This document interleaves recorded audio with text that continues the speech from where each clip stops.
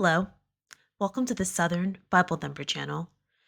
In this upload, we'll be reading First Kings chapter 7. But Solomon was building his own house 13 years, and he finished all his house. He built also the house of the forest of Lebanon. The length thereof was 100 cubits, and the breadth thereof 50 cubits, and the height thereof 30 cubits, upon 4 rows of cedar pillars, with cedar beams upon the pillars. And it was covered with cedar above upon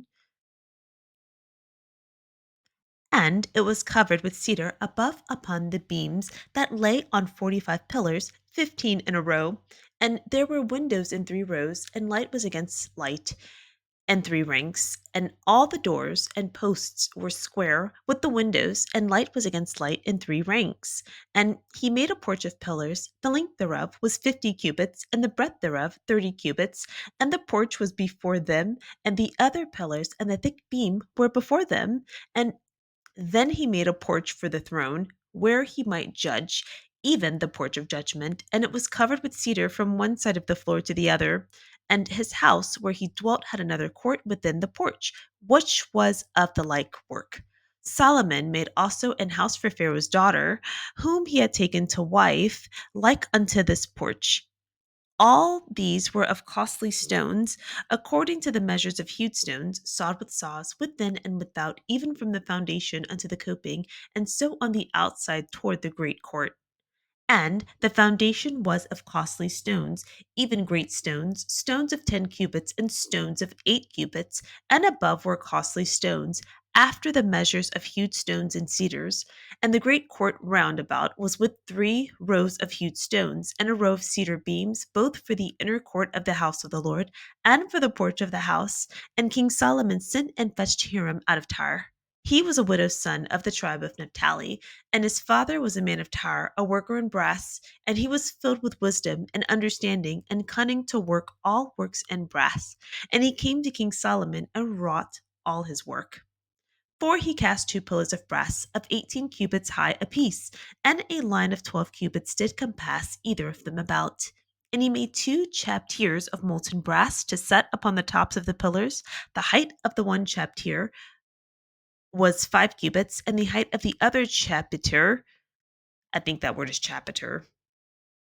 The height of the other chapiter was 5 cubits, and nets of checkerwork and wreaths of chainwork for the chapiters which were upon the top of the pillars, 7 for the one chapiter, and 7 for the other chapiter.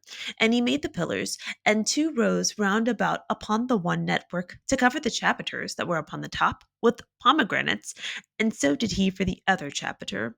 And the chapiters that were upon the top of the pillars were of lily work in the porch 4 cubits.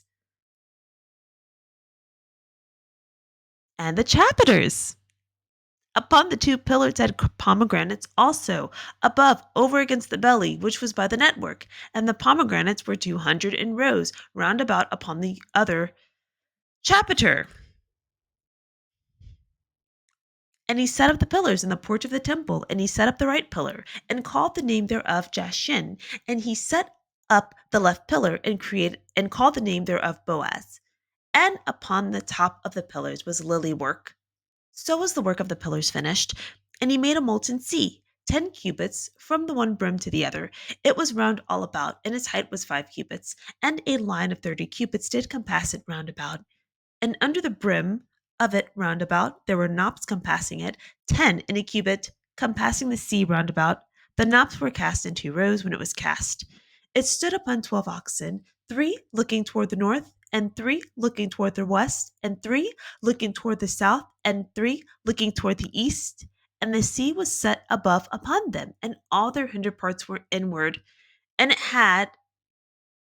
it was an handbreadth thick, and the brim thereof was wrought like the brim of a cup, with flowers of lilies. It contained 2,000 baths. And he made 10 bases of brass. 4 cubits was the length of one base, and 4 cubits the breadth thereof, and 3 cubits the height of it. And the work of the bases was on this manner. They had borders, and the borders were between the ledgers. And on the borders that were between the ledges were lions, oxen, and cherubims, and upon the ledges there was a base above, and beneath the lions and oxen were certain additions made of thin work. and every base had 4 brazen wheels and plates of brass, and the 4 corners thereof had undersetters. Under the layer were undersetters molten at the side of every addition, and the mouth of it within the chapiter and above was a cubit, but the mouth thereof was round after the work of the base, a cubit end and half. And also upon the mouth of it were gravings, with their borders foursquare, not round. And under the borders were 4 wheels, and the axle trees of the wheels were joined to the base. And the height of a wheel was a cubit and half a cubit, and the work of the wheels was like the work of a chariot wheel. Their axle trees, and their naves, and their felloes, and their spokes were all molten. And there were 4 undersetters to the 4 corners of one base, and the undersetters were of the very base itself, and the top of the base was there a round compass of half a cubit high, and on the top of the base the ledges thereof and the borders thereof were of the same. For on the plates of the ledges thereof, and on the borders thereof, he graved cherubims, lions, and palm trees, according to the proportion of every one, and additions round about. After this manner he made the 10 bases. All of them had one casting, one measure, and one size. Then he made 10 levers of brass. One lever contained 40 bats, and every lever was 4 cubits, and upon every one of the 10 bases one lever. And he put 5 bases on the right side of the house, and 5 on the left side of the house. And he set the sea on the right side of the house eastward, over against the south. And Hiram made the layers, the levers, and the shovels, and the basins. So Hiram made an end of doing all the work that he made King Solomon for the house of the Lord.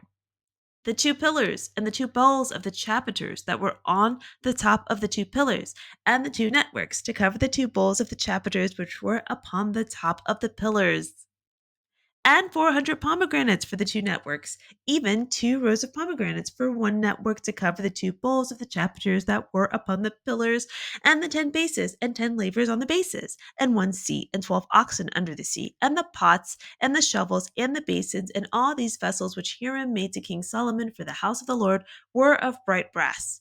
In the plain of Jordan did the king cast them, in the clay ground between Succoth and Zarthan. And Solomon left all the vessels unweighted, because they were exceeding many, neither was the weight of the brass found out. And Solomon made all the vessels that pertain unto the house of the Lord, the altar of gold, and the table of gold, whereupon the shewbread was, and the candlesticks of pure gold, 5 on the right side, and 5 on the left, before the oracle, with the flowers, and the lamps, and the tongs of gold, and the bowls, and the snuffers, and the basins, and the spoons, and the censers of pure gold, and the hinges of gold, both for the doors of the inner house, the most holy place, and for the doors of the house, to wit, of the temple. So was ended all the work that King Solomon made for the house of the Lord. And Solomon brought in the things which David his father had dedicated, even the silver and the gold and the vessels, did he put among the treasures of the house of the Lord. In the previous chapter, 1 Kings 6, we are given specific details about the construction of Israel's first temple. The current chapter, 1 Kings 7, we are given the specific details of the creation of Solomon's own home. So, in this chapter, we are summarizing Solomon's home, the construction of his home, the details, and then he made some other items to go in the temple, but there is no action propelling this story forward. He doesn't do anything other than build his home. So, this is something I'd kind of like to go over quickly as well, because, as I said in the last video, the measurements are modified. All the information that we have is modified. So, though we might get measurements that seem specific here, we would not be able to, or I don't believe we would be able to replicate what Solomon did. So even if we have these specific measurements, we wouldn't be able to create the same thing. And then, we learn later that Solomon's temple was destroyed. This is Israel's first temple, but now he's building his own palace. So, verse 1, we learn it takes 13 years for him to complete it. Then he also built another structure in the forest of Lebanon, 100 feet long, 75 feet wide, 45 feet high. Cedar was used. We get to verses 4 and 5. This details square or rectangle windows and doors, because when you click on it, we see here in the English Standard it says square, but in the New International it says rectangle. You know, the New American Standard, squared artistic. The Christian Standard says rectangle. The New Living Translation says rectangle. The King James says square. And the New King James says rectangular. When we look here at the interlinear, the closest translation we have to the original document, rectangle. So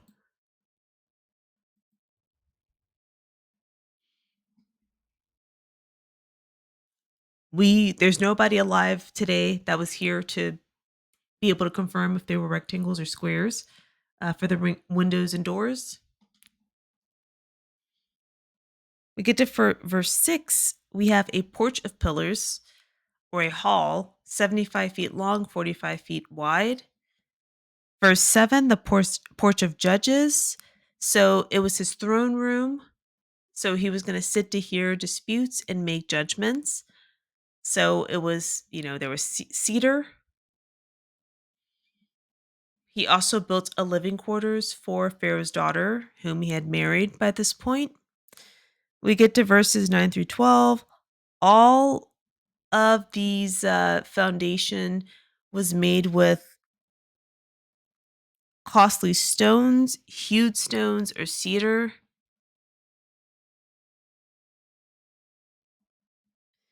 Verses 13.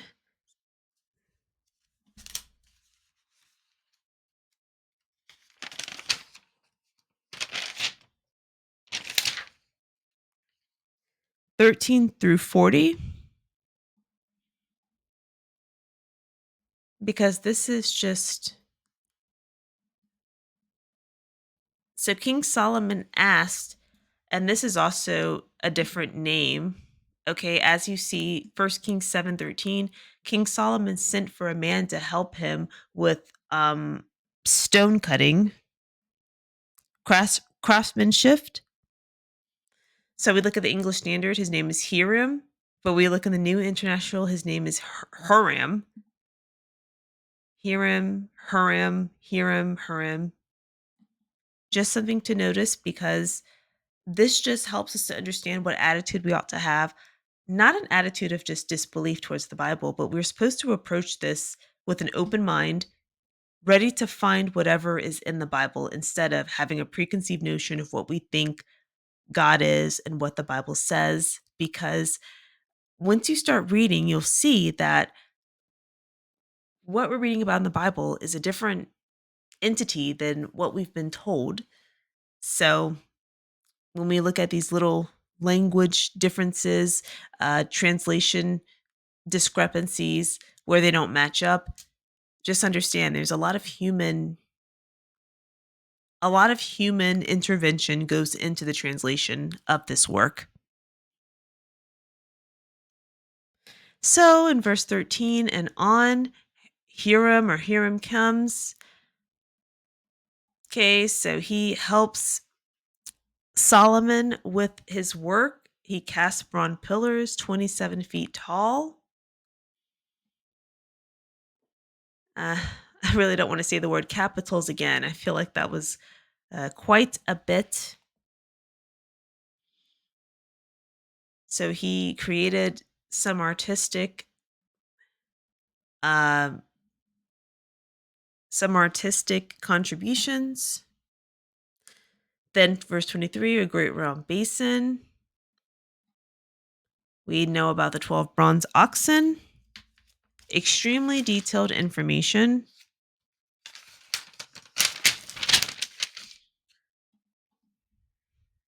All of this is just describing how this thing looked, the measurements. So then we get so there's handles, and there's cherubims, lions, palm trees decorating the walls. Okay, more details on what's been created. Then we get to verse 40. Hiram ends his work, or Huram ends his work. He did everything King Solomon asked. And so this 41 through 46 or 41 through 45 is listing the things that were made. We get to 46 and 47. We learned that the king had them cast in clay.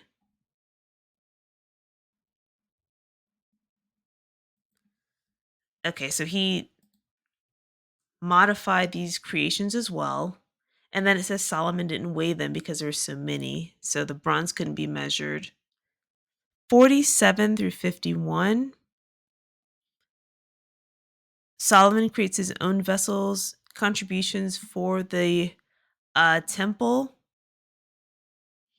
Okay, so then 51, Solomon finishes his work and he brings the items to the temple that David donated.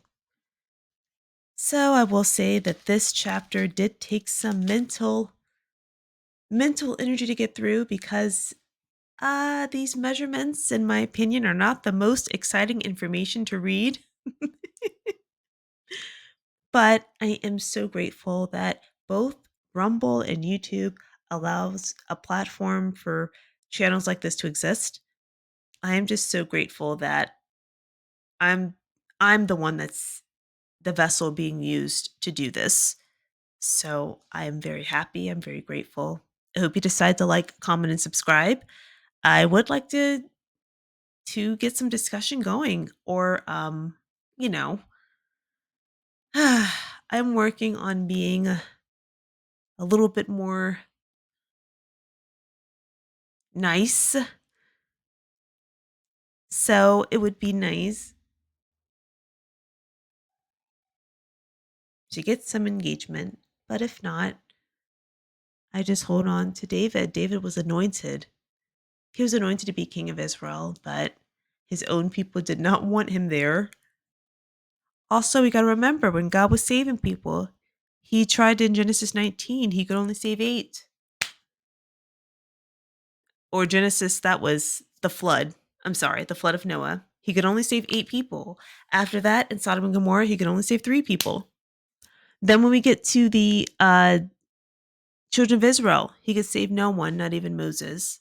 So I think of that and I think of King David whenever I want to feel some kind of, whenever those thoughts cross of, you know, who's your target audience? Seems like people that ask that question are people who aren't creating anything. Well, thank you so much for clicking on the video. I love you. Have a wonderful day.